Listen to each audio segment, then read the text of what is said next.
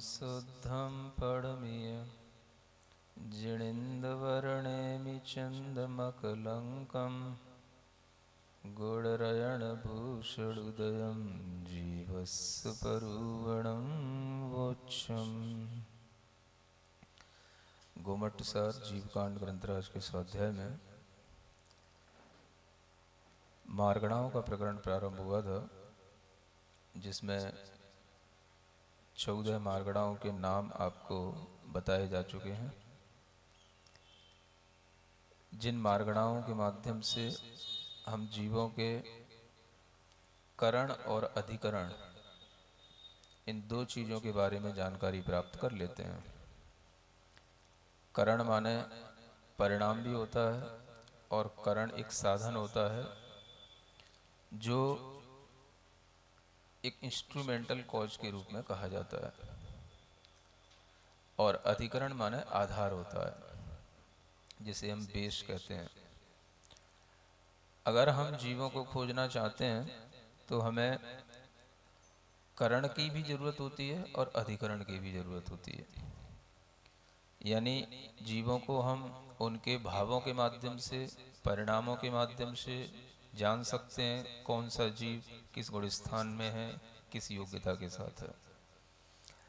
और जब हम अधिकरण के माध्यम से देखते हैं तो जीवों के हम आधार को जान लेते हैं, कौन सा जीव किस गति में है, किस काय वाला है, किस जाति का है, ये उसके अधिकरण कहलाते हैं। तो जो चीज़ें हमारे ज्ञान, दर्शन आदि से संबंध रखती हैं, हमारे परिणामों से संबंध रखती हैं, वो करण के रूप में मानी जाएंगी। और जो चीज़ें गति, इंद्री, जाति आदि संबंध रखती हैं, वो अधिकरण के रूप में मानी जाएंगी। इस तरह से हम गति आदि के माध्यम से जो 14 मार्गणाएं बताई गई हैं, उन 14 मार्गणाओं से जीवों का ज्ञान कर पाते हैं। अब ये 14 मार्गणाओं में रहने वाले जो जीव हैं वो हमेशा बने रहते हैं, इसलिए इन मार्गणाओं में रहने वाले सभी जीवों को और इन मार्गणाओं को जिनमें कि जीव हमेशा बने रहते हैं, उन्हें हम कहेंगे निरंतर मार्गणा। क्या बोलेंगे? यानी जिनमें कभी भी अंतर ना पड़े। जैसे गति है तो ऐसा कभी नहीं होगा कि मनुष्य गति में कोई जीव ही ना हो, या किसी देव गति में कोई जीव ही ना हो, या पशु गति में कोई जीव ही ना हो। तो ये मार्गणाएं निरंतर हैं। किसी भी समय पर, चाहे हम बहुत काल पहले की बात कहें या बहुत काल आगे की बात कहें, अगर गतियां 4 हैं तो चारों गति में जीव हमेशा पाए जाएंगे। इंद्रियों की अपेक्षा से देखें, हर इंद्री वाले जीव हमेशा मिलेंगे, चाहे एक इंद्री हो, चाहे 2 इंद्री हो, चाहे 3 इंद्री हो, या 4 इंद्री या 5 इंद्री। तो जो मार्गणाओं में जीव हमेशा रहते हैं, हमेशा मिलेंगे, जिन मार्गणाओं में कभी भी जीवों का अभाव नहीं होगा, उन्हें कहेंगे निरंतर मार्गणा। क्या बोलेंगे? हाँ, एक चैप्टर अभी जो आगे सामने आने वाला है वो केवल 2 गाथाओं से है, और उसी की मैं भूमिका बना रहा हूँ कि आप पहले समझ लें कि हम क्या पढ़ाने वाले हैं आपको। तो एक कहलाती है निरंतर मार्गणा और एक कहलाती है दूसरी शांतर मार्गणा। तो निरंतर का मतलब हो गया जिसमें हम जीवों को हमेशा लगातार देखते रहें और कभी भी उसमें किसी भी तरह का कोई भी इंटरवल ना आए, टाइम पीरियड उसमें कहीं भी ब्रेक ना हो। तो वो कहलाती है निरंतर मार्गणा। और जिस मार्गणा में ये संभावना हो कि जीव कभी न मिले, कुछ टाइम के लिए वहां पर गैप हो जाए, तो उसको कहेंगे शांतर मार्गणा। समझ में आ गया? यानी शांतर मार्गणा में कुछ टाइम गैप आ जाएगा, कुछ समय के लिए किसी पर्टिकुलर उस मार्गणा में जीवों का अभाव भी हो सकता है, तो उसको कहा जाएगा शांतर मार्गणा। उसी शांतर मार्गणा को बताने के लिए 2 गाथाएं सामने आने वाली हैं। तो शांतर मार्गणा में जब ये अंतर पड़ेगा तो बीच में एक उसका काल का विच्छेद हो जाएगा। उससे क्या बोलेंगे? विरह काल कहते हैं उसको। क्या बोलते हैं? विरह काल। विरह तो आप जानते ही हैं। हाँ, विरह के गीत गाते रहते हैं ना, वही विरह काल है। विरह माने वियोग का काल। तो कोई चीज कंटिन्यूटी में चल रही थी, बीच में वो चीज का कुछ समय के लिए अभाव हो गया तो वही उसका विरह कहलाया, उसी को हम विरह काल कहेंगे। जितने टाइम के लिए वो हो गया वो विरह काल कहलाएगा। यानी कोई भी मार्गड़ा है या कोई भी गुणस्थान है, उनमें जीव जितने समय तक होते होते न पाया जाए, पहले तो हो रहा था फिर बीच में नहीं हो रहा है, या उतने समय तक वह जीव बीच में नहीं पाया जा रहा है और फिर जितने समय के बाद में वो फिर से उसमें जीव दिखने लग जाए, तो वो जो बीच का काल कहलाएगा वो कहलाएगा अंतर काल। उसको ही क्या बोलेंगे? हाँ, उसी को अपन इंटरवल बोलते हैं, अंतराल, इसी को इंटरवल बोलते हैं। अगर आप इसकी संस्कृत और इंग्लिश का जो प्रोनाउंसिएशन है उस पर गौर करेंगे तो दोनों चीजें आपको बिल्कुल एक जैसी लगेंगी। अंतराल, इंटरवल। अगर आप उसको अंतराल को इंग्लिश में लिखना शुरू करेंगे तो धीरे धीरे आप इंटरवल पर आ जाएंगे, है ना? अंतराल, अंतरवाल, अंतरल, इंटरल, इंटरवल। समझ आ रहा ना? अब आप लोग तो पढ़े लिखे हो, जो बिल्कुल ही ना पढ़ना जानता हो हिंदी को, तो वो कैसे पढ़ेगा? तो ऐसे ही पढ़ेगा, इंटरवल, अंतरल, तो ऐसे ही पढ़ेगा, तो इंटरवल हो गया। सुन रहे हो? तो अंतराल शब्द से क्या बनता है इंग्लिश का? इंटरवल बनता है ना? ऐसे बहुत सारे शब्द होते हैं। तो यही इंटरवल अब तीन लोक में अनंत जीव हैं, और जो आपको बताया जा चुका है चार गतियां हैं, जीव तरह तरह से हैं, कोई पर्याप्त भी हैं, कोई अपर्याप्त भी हैं। कहीं गुणस्थानों में किसी गुणस्थान के जीव हैं, कहीं कोई दूसरे गुणस्थान के जीव हैं। तो तीनों लोकों के अंदर जीवों के लिए जहां कहीं पर भी एक गैप क्रिएट होगा, वो कौन सी मार्गणा में, और उस मार्गणा में भी पर्टिकुलर कौन सी मार्गणा के साथ वह होगा, ये बताने के लिए ये दो गाथाएं सामने आ रही हैं। तो ऐसी सांतर मार्गणाओं का वर्णन यहाँ किया जा रहा है। वो सांतर मार्गणाएं 8 होती हैं। कितनी? आपको वैसे कितनी मार्गणाएं बताई? 14। 14 में से 8 स्थान ऐसे बताए जाएंगे, 8 जगह ऐसी बताई जाएंगी, 8 मार्गणाएं आप उन्हें समझ सकते हैं जिनमें गैप आता है, जिनमें जीव नहीं मिलते हैं कुछ टाइम के लिए। तो उसमें भी दोनों तरीके का टाइम होता है, एक मिनिमम टाइम के लिए गैप होना, एक मैक्सिमम टाइम के लिए गैप होना। तो वो मिनिमम टाइम इंटरवल कहलाएगा, दूसरा मैक्सिमम टाइम इंटरवल कहलाएगा। तो ये दोनों प्रकार का ये टाइम इंटरवल आपको यहाँ पर बताया जाएगा कि जघन्य रूप से कितने समय तक गैप होता है और उत्कृष्ट रूप से कितने समय तक होता है। ठीक है ना? उसी गाथा को पढ़ते हैं, गाथा 143। ओसम सुहुमाहारे वेगुव्यमिस्नर अपजते सासण सम्मे मिस्से सांतर मग्गणा अट्ठ। क्या कह रहे हैं? सांतर मारना कितनी होती हैं? 8 होती हैं।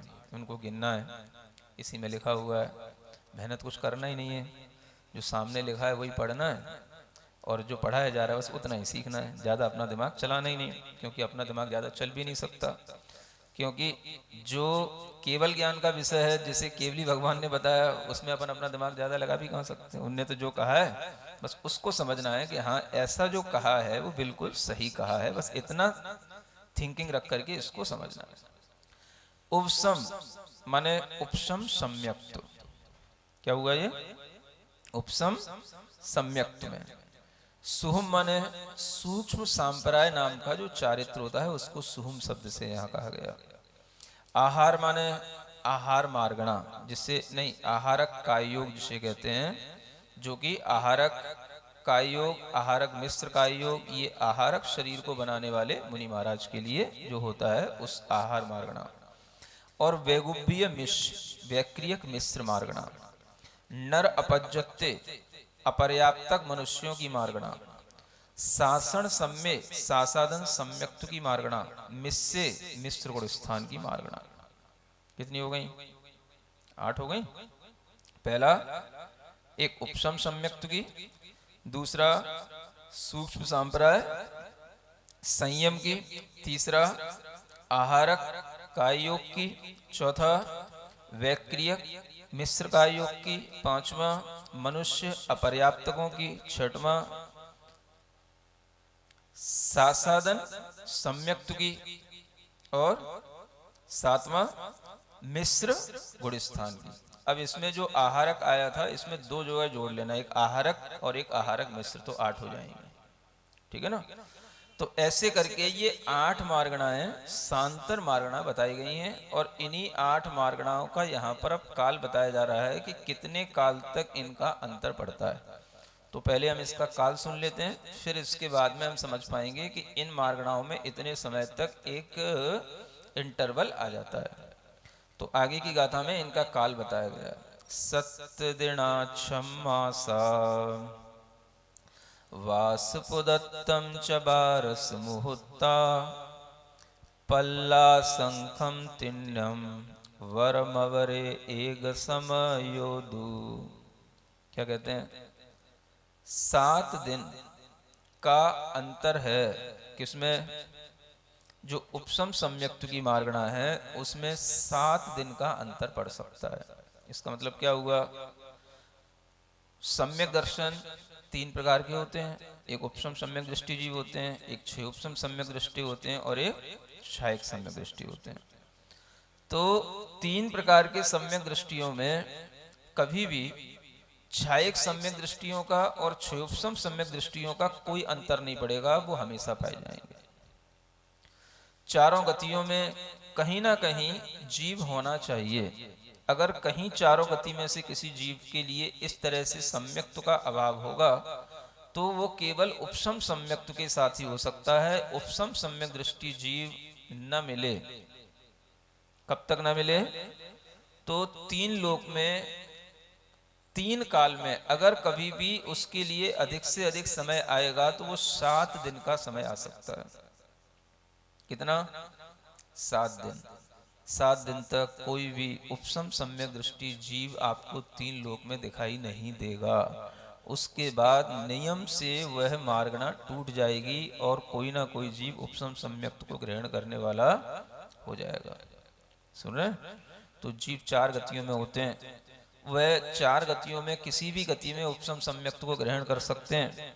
मनुष्य गति में भी, त्रियंश गति में भी, नरक गति में भी और देव गति में भी उपसम सम्यक्त तो कहीं पर भी प्राप्त किया जा सकता है। लेकिन कोई टाइम ऐसा हो सकता है जब कोई जीव उपसम सम्यक्त को प्राप्त न कर रहा हो, और वो टाइम कितने समय तक लगातार अधिक से अधिक चल सकता है? तो 7 दिन तक चल सकता है।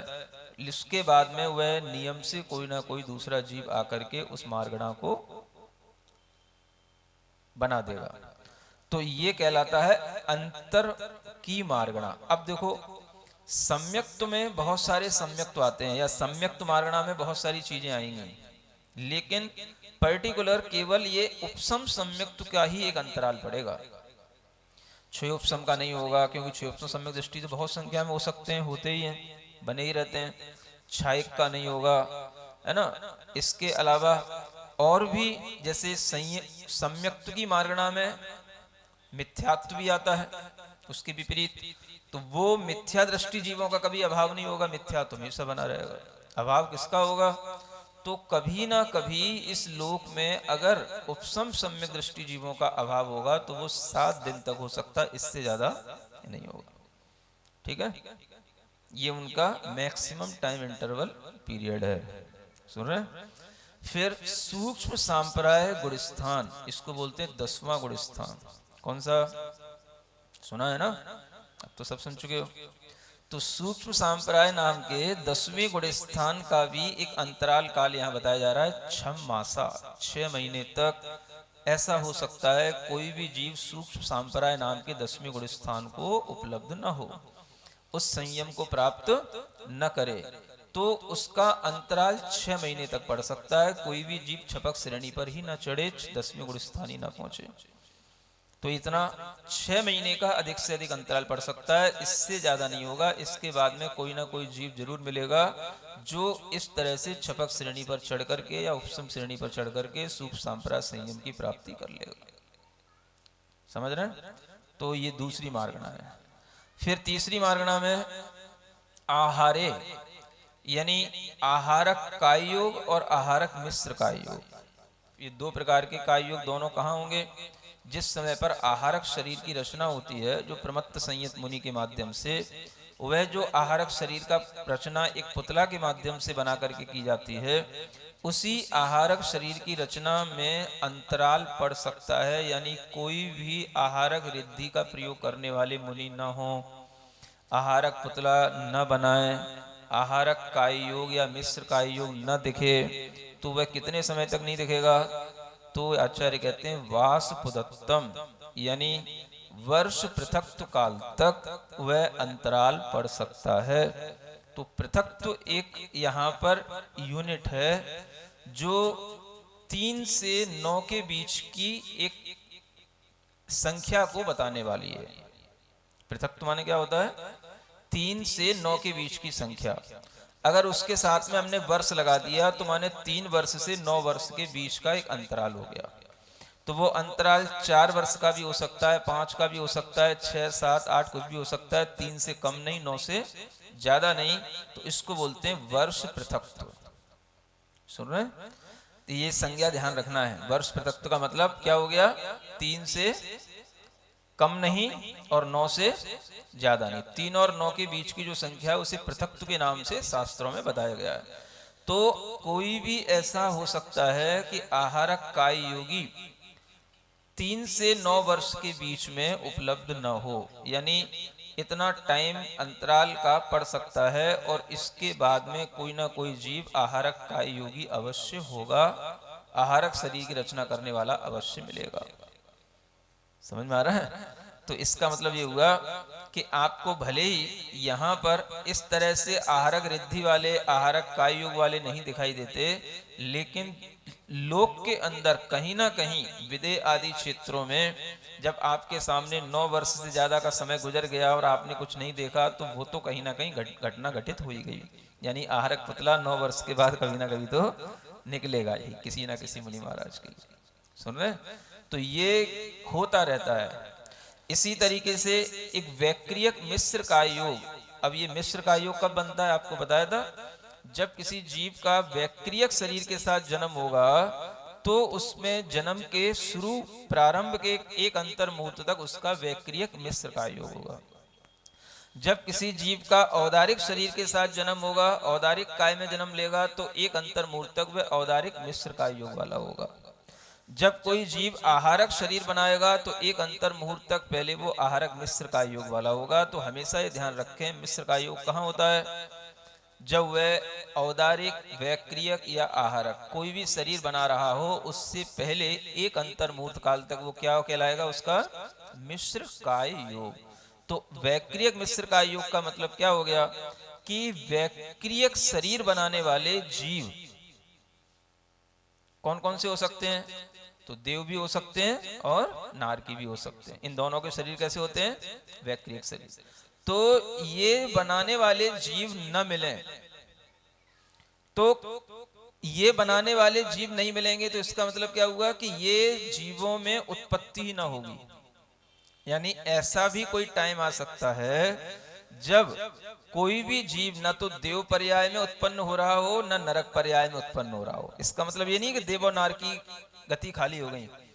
जीव हैं उसमें, असंख्यात जीव देव में भी हैं, नरक में भी हैं, वो जीव तो उसमें हैं, लेकिन नए जीवों की उत्पत्ति के बीच में इतना गैप आ सकता है कि इतने समय तक, कितने समय तक?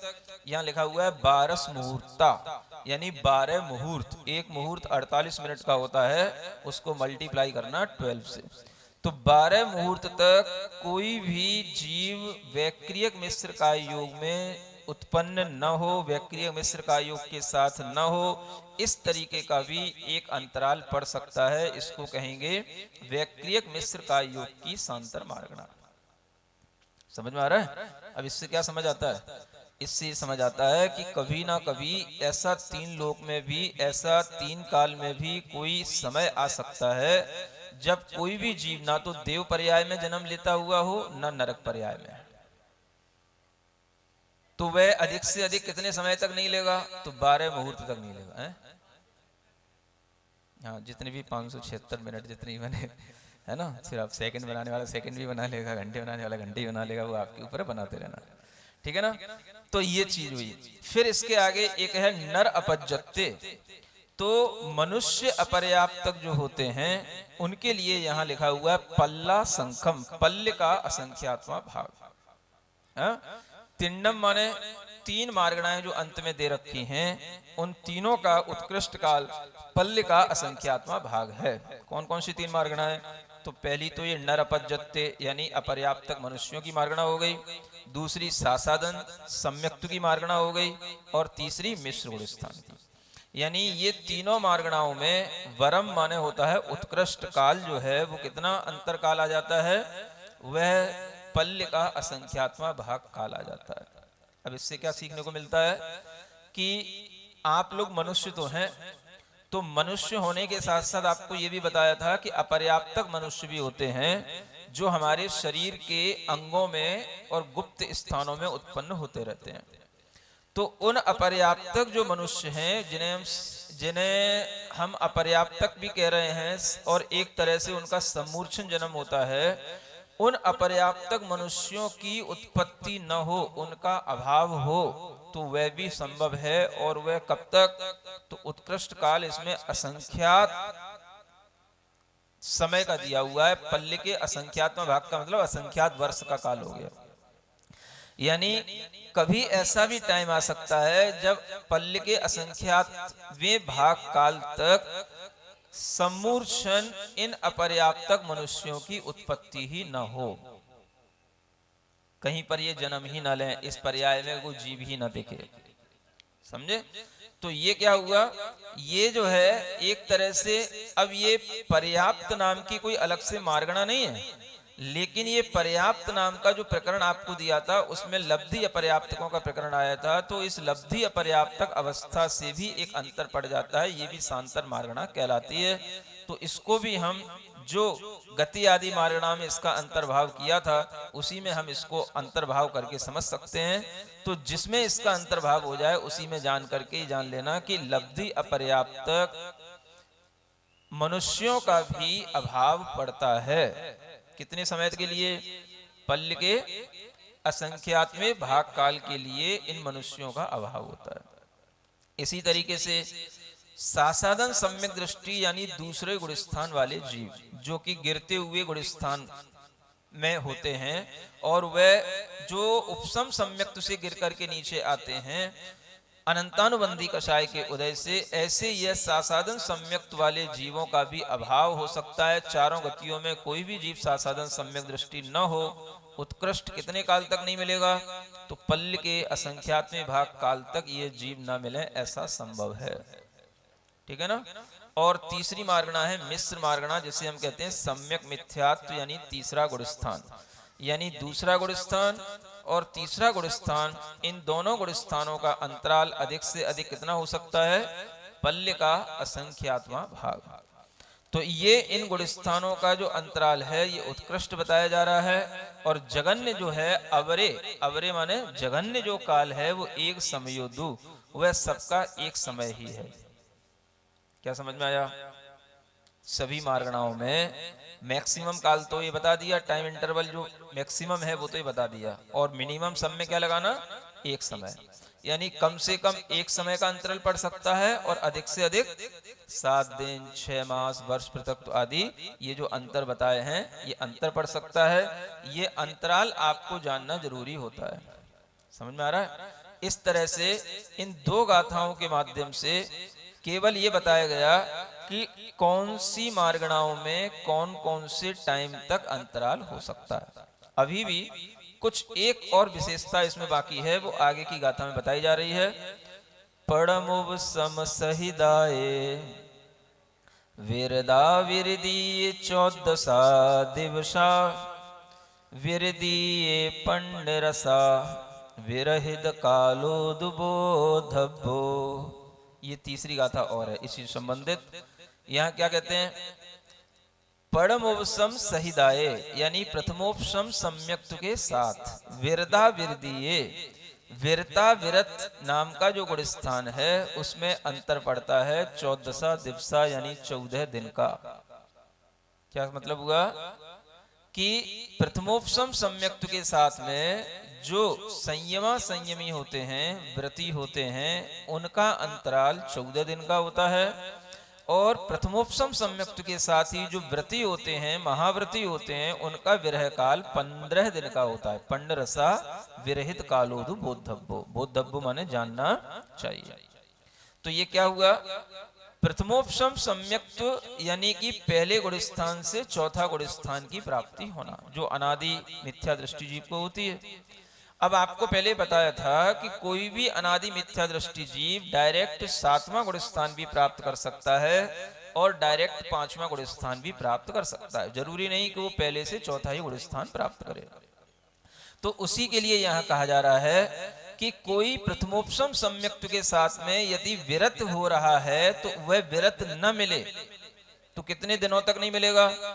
तो विरत के लिए तो 15 दिन का अंतर बताया है। अब आप देखें, माने कि 15 दिन के अंतराल से कोई ना कोई व्रती महाव्रती ऐसा बनता है पूरे 2.5 द्वीप के अंदर, क्योंकि ये तो मनुष्य बनेगा, तो 2.5 द्वीप के अंदर कहीं ना कहीं क्षेत्रों में कोई ना कोई मनुष्य ऐसा महाव्रती बनता है जो प्रथमोपसम सम्यक्त के साथ में महाव्रतों को ग्रहण करता है, माने डायरेक्ट पहले से 7वां गुण स्थान ग्रहण करता है। सुन रहे हैं? हाँ, प्रथम से ही 7वां। और इसका अंतराल इससे ज्यादा नहीं पड़ सकता। बाकी जो और करते रहते हैं चौथे से 7वां, 5वें से 7वां, वो तो बहुत सारे होंगे, उनकी गिनती नहीं आएगी इसमें। यहां पर गिनती किसकी? जो सिर्फ प्रथमोपसम सम्यक्त के साथ पहले से 7वां गुण स्थान प्राप्त करें, माने प्रथमोपसम सम्यक्त भी ग्रहण करें और साथ में 7वें गुण स्थान वाले सकल महाव्रती भी हो जाएं। ऐसे जीव निरंतर होते रहते हैं और उनका अंतराल 15 दिन से ज्यादा नहीं पड़ सकता। आपको सुनते सुनते भी 15 दिनों से ज्यादा हो गए हैं, समझ आ रहा है? लेकिन आपको ये समझ नहीं आता होगा कि ऐसे भी महाव्रती बनते रहते हैं जिनकी गणना केवल इन ग्रंथों में की जाएगी, हमारे दिमाग में नहीं आएगी। तो महाव्रती का बनने का, उनके गुणस्थान बनने का प्रक्रम निरंतर चलता रहता है, उसमें अंतर नहीं है। मतलब ये हुआ कि महाव्रतियों की भी मार्गणा निरंतर बनी रहती है। अगर वह कभी टूटेगी तो केवल इस कंडीशन में टूट सकती है, प्रथमोपसम सम्यक्त के साथ बनने वाले जो महाव्रती हैं वो 15 दिन तक ना मिले। दूसरे तो महाव्रती हमेशा बनते हुए या महाव्रतों के साथ में भी हमेशा ये मार्गणा बनी रहती है। ऐसा कोई भी काल नहीं आता है जबकि इस धरती पर, इस धरती का मतलब पूरी मनुष्य भूमि पर 2.5 द्वीप के अंदर कोई महाव्रती ना हो, ये कभी पॉसिबल नहीं है। समझ आ रहा है? तो ये कंडीशन किसके लिए? जो केवल उपसम सम्यक्त के साथ 7वां गुण स्थान प्राप्त कर रहा है उसके लिए। जो 6 उपसम सम्यक्त के साथ करते हैं, पंचम गुण स्थान से 7वां प्राप्त करते हैं, उनके लिए यहां नहीं। जो केवल पहले से डायरेक्ट 7वां गुण स्थान प्राप्त कर रहे हैं ऐसे, और पहले से डायरेक्ट 5वां प्राप्त करने वाले, उनके लिए केवल 14 दिन का अंतराल बताया है। माने 15वें दिन कोई ना कोई संयमी व्रती, है ना, जैसे संयमा संयमी कहते हैं, देश व्रती कोई ना कोई ग्रहण कर लेगा। प्रथमोपसम सम्यक्त के साथ भी 5वें गुण स्थान ग्रहण करने वाले देश व्रती इस धरती पर 14 दिन से ज्यादा अभाव को प्राप्त नहीं होते। उसके बाद कोई ना कोई व्रती बन जाता है, देश व्रती बन जाता है। सुन रहे हैं? तो देश व्रतियों का भी कभी अभाव नहीं होता धरती पर, और महाव्रतियों का भी कभी अभाव नहीं होता धरती पर। भले ही आप कितने ही देश व्रत ना लें या कोई भी महाव्रत यहाँ पर आपको लेता हुआ ना दिखाई दे, लेकिन अभाव किसी चीज का कहीं भी नहीं है। समझ में आ रहा है? तो यह एक हमें जो सिद्धांत यहाँ से देखने को मिलता है वो तभी देख सकते हैं हम 3 लोक में कहाँ क्या हो रहा है। ये बात हम केवल केवली भगवान के ज्ञान से जान सकते हैं। इसलिए जो भगवान के ज्ञान में बताया जा रहा है, ज्ञानियों को, सम्यक ज्ञानियों को उसी को पढ़ करके बड़ी संतुष्टि मिलती है ना। आपको सिर में दर्द हो सकता है, लेकिन कईयों के सिर दर्द इसी से ठीक होते हैं। नहीं समझे? अपने को अगर कभी सिर दर्द होता नहीं वैसे, लेकिन कभी भी अगर सिर भारी लगे तो यही पढ़ लेते हैं तो ठीक हो जाता है। समझ में आ रहा है? तो अपनी अपने इंटरेस्ट की बात है। कईयों को सिर दर्द हो सकता है, कईयों का सिर दर्द ठीक हो जाता है। तो जब तक केवली की वाणी पढ़ी ना जाए, सुनी ना जाए, सुनाई ना जाए, है ना, तब तक जो है ऐसा लगता है कि आज हमने कुछ भी धर्म के लिए या धर्म का दान देने के लिए, ज्ञान का दान देने के लिए आज हमें कुछ नहीं मिला। और जो दानी होता है उसे दान देने के लिए आदत पड़ी होती है, और वो दान न दे तो उसे चैन नहीं पड़ता। समझ आ रहा है? जैसे कुछ लोगों को आहार दान देने की तीव्र इच्छा होती है, वो दे लेंगे तो अच्छा लगता है ना? ऐसे ही किसी को ज्ञान दान देने की आदत पड़ जाती है, तो वह भी अगर मान लो जिस दिन ना मिलती है तो फिर ऐसा लगता है जैसे आज किसी को कुछ दिया ही नहीं गया, है ना? तो दे करके जो आनंद आता है वो इसीलिए आता है, चाहे ज्ञान दे करके लो और चाहे कुछ और दे करके दो, है ना? तो देने का एक आनंद अपने आप में अलग होता है, ठीक है ना? तो भले ही आपको चीजें कठिन लगें, लेकिन उन्हें सरल बना करके देने में जो अपने को अच्छा लगता है, अपने को लगता है कि हाँ वास्तव में इसी से जीव के अंदर सही केवली भगवान की वाणी के प्रति श्रद्धा पैदा होगी। इसलिए इन 3 गाथाओं के माध्यम से यह जो सांतर मार्गणा का प्रकरण था ये पूर्ण हुआ। शुरुआत में आपसे 2 गाथाओं से इसलिए कह रहे थे क्योंकि 2 गाथाओं में तो ऊपर और नीचे काल उनका बताया गया है, और तीसरी गाथा में केवल कंडीशन एक प्रथमोपसम सम्यक्त के साथ बताई गई है। इस तरह से 3 गाथाओं में यह सांतर मार्गणा का प्रकरण पूर्ण हो जाता है। और वो जो 2 गाथाओं में थी वो 8 मार्गणाएं थी, ये अलग से कंडीशन है प्रथमोपसम सम्यक्त के साथ संयमा संयम और संयम की, सब मिलाएंगे तो ये 10 मार्गणाएं हो जाती हैं। ऐसे सांतर मार्गणाओं का एक टॉपिक यहाँ पर कंप्लीट हो जाता है, ठीक है? सीधे बैठेंगे थोड़ी देर के लिए, अगर थके ना हो। मैं चाहता हूं कि जैन सिद्धांत का हर विषय आपकी अंतरात्मा में उतरे, और वह तभी उतरेगा जब आप ध्यान के साथ इस विषय को अपने भीतर गहराई से लेंगे। तो कैसे हम इस विषय को गहराई से ले सकते हैं? मेरे मन में एक विचार आया कि 14 मार्गणाओं का ध्यान आपको करना चाहिए। सुन रहे हैं? 14 मार्गणाओं के माध्यम से हम केवल इतना फील करेंगे हमारे पास क्या है, हा? हमारे पास अपनी प्रॉस्पेरिटी कितनी है, जिस प्रॉस्पेरिटी को हम किसी नोट या वोट के वेल्थ से नहीं नापते हैं, वो जो अपनी इनर क्वालिटी है, वो हमारी जो प्रॉस्पेरिटी है जो हमको अपने ही कर्म के फल से मिली है, उसको हम 14 मार्गणाओं के माध्यम से समझते हैं, ठीक है? तो सीधा बैठते हैं, गर्दन सीधी, कमर सीधी, ज्ञान मुद्रा के साथ आंखें बंद करें। ओम अरहम नमः का 3 बार उच्चारण करके हम संपूर्ण केवल ज्ञान की बात को अपने अंतर मन से जानने के लिए तैयार हों। ओम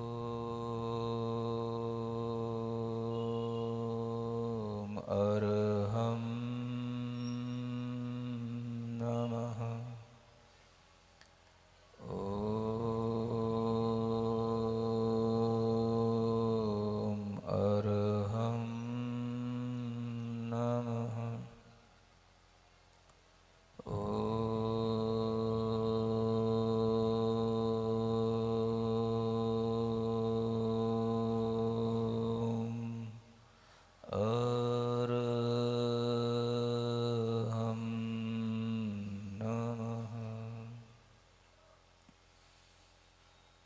पूरा ध्यान अपनी श्वासों पर रखें।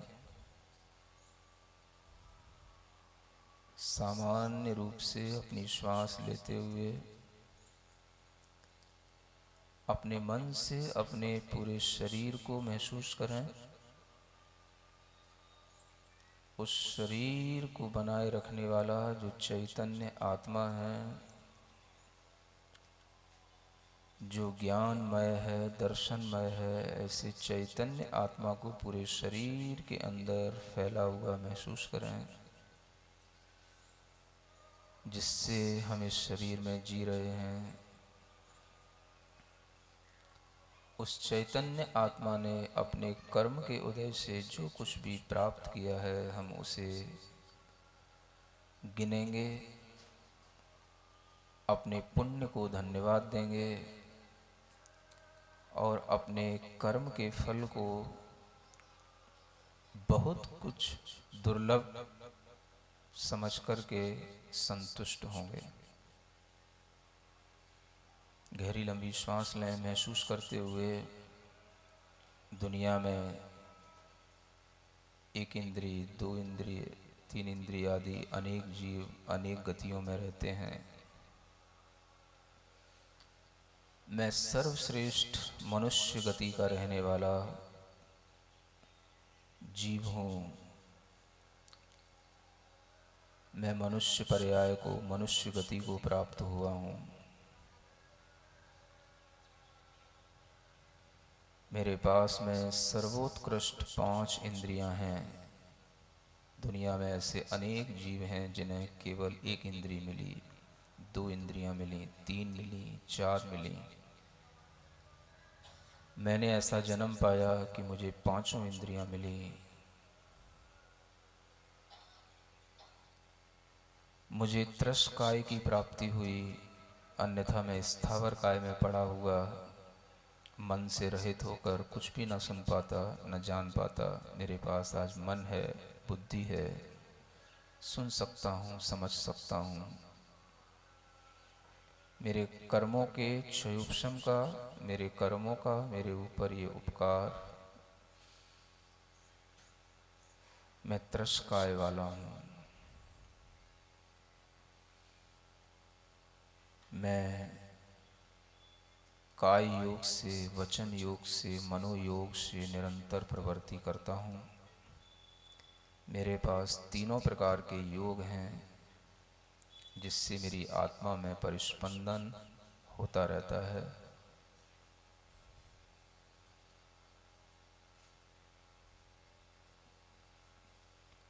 मेरी आत्मा में प्रशस्त वेद का उदय है, या वो स्त्री वेद हो या पुरुष वेद हो, और वह वेद भी इतना तीव्र नहीं है कि मुझे दुराचारी बनाए। यह भी मेरी कषायों की मंदता का फल है। मैं संयमित हूँ, मर्यादित जीवन जीता हूँ।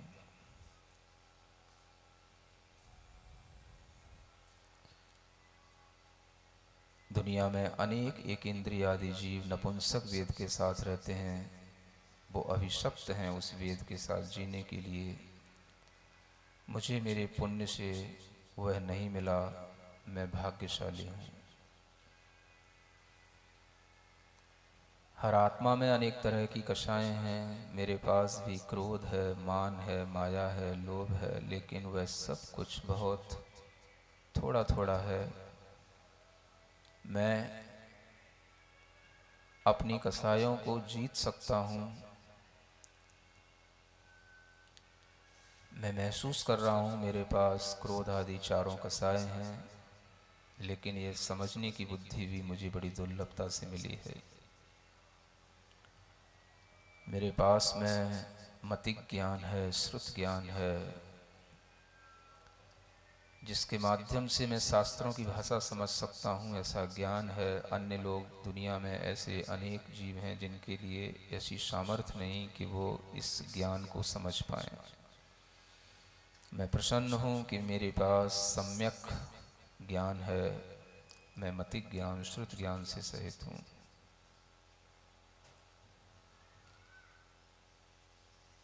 मैं संयम मार्गणा में नहीं भी हूँ, लेकिन फिर भी पूर्णतया असंयमी नहीं हूँ, क्योंकि मैं कुछ ना कुछ संयम का, व्रत का, नियम का पालन करता हूँ।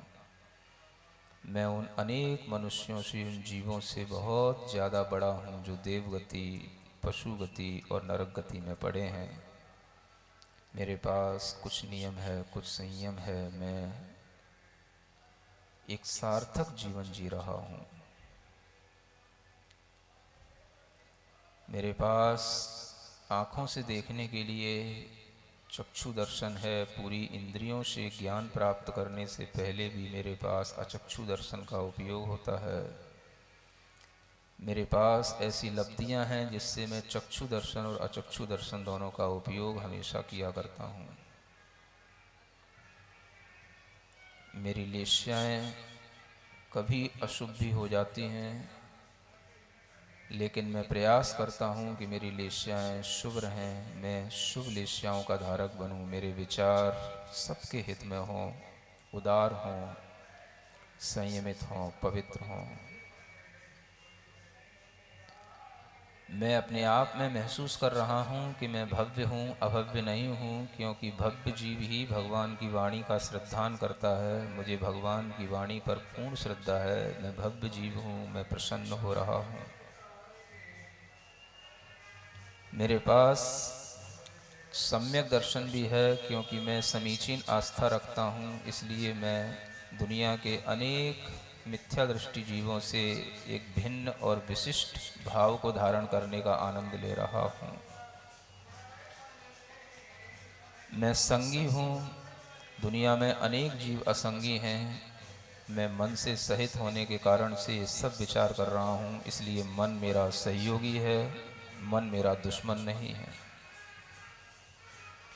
मैं हमेशा आहार ग्रहण नहीं करते हुए भी शरीर संबंधी वर्गणाओं को ग्रहण करता हूँ, पुद्गलों को ग्रहण करता हूँ। मेरा शरीर ये पौद्गलिक है और मैं निरंतर इस आहारक मार्गणा का ही स्वामी बना हुआ हूँ।